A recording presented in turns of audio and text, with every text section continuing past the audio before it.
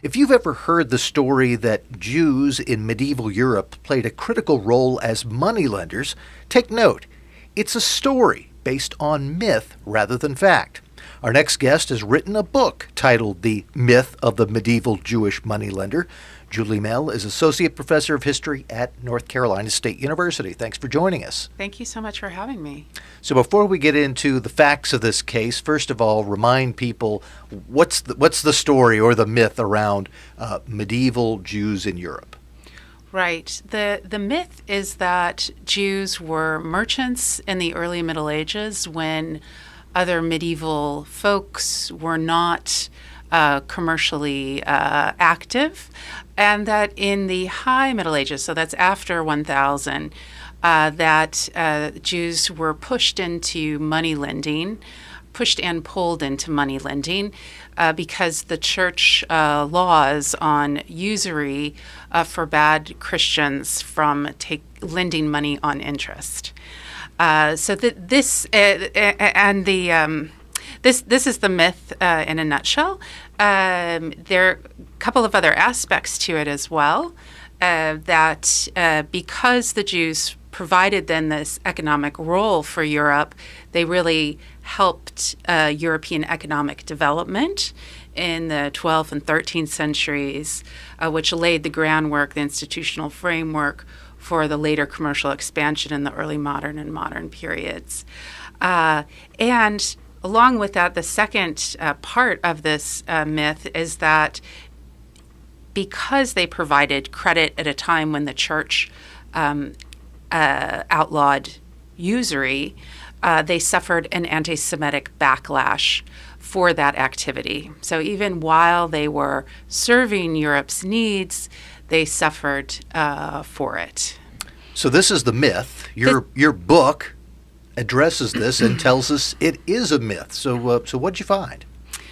Right. I've found that there are a lot of complicated reasons for why we have told this story that go back to the 19th century, back to arguments over Jewish emancipation in Europe in the latter 19th century, into assumptions also from the 19th century about what medieval European economy looked like.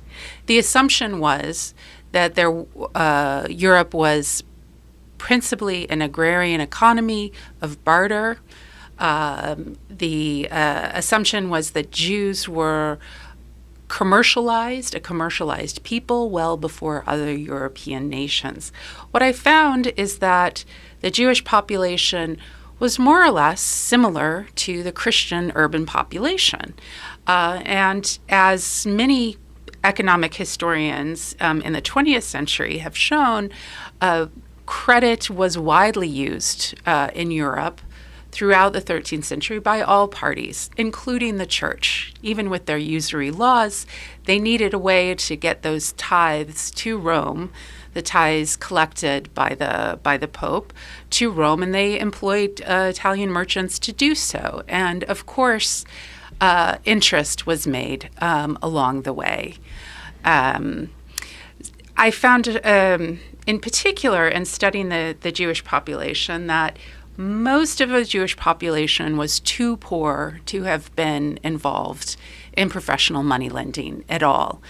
So that the kind of stereotypes about Jews and money and commerce are really just that, stereotypes, ones that have stayed with us for a long time. That is the voice of Julie Mell, Associate Professor of History at NC State University and author of the book, The Myth of the Medieval Jewish Moneylender. As you were describing the myth, some of it sounded, as you said, just like stereotypes that people would have about Jewish people, some parts of which would be negative, but some parts of it were positive, this idea that they played this critical role in the economy. How did this all come together? You mentioned the 19th century. Why did this myth come to be? Right. So what I call the myth, or what is still today the standard historical narrative that you'd find in Jewish history textbooks, shares a lot of the same presumptions that anti-Semitic stereotypes do. So there's a shared common ground. Where they differ is in the way in which they value that presumed Jewish activity of lending. So from a liberal economic perspective, one that's philo-Semitic, that is, that's sympathetic to the Jewish population, this role, this economic function of the Jews is perceived as something beneficial to Europe.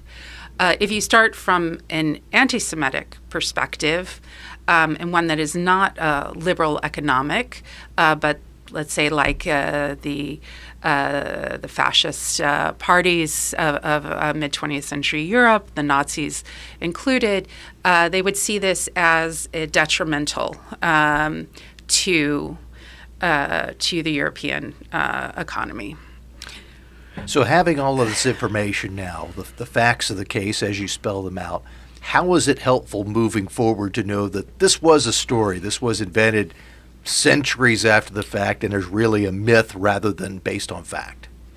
Right. Let me back up just a little bit, if I may, and finish answering your question about the 19th century. So as Jewish emancipation was beginning to be debated in Germany, and when a stock market crash happened in the 1870s, some of the liberal economists of the day, political economists, such as Wilhelm Roscher, wrote arguments in favor of Jewish emancipation, and they used this as their key example. So these arguments become part then of the general academic discourse on economic development. They get picked up by Max Weber, Werner Sombart, and transmitted then to whole generations of sociologists and historians.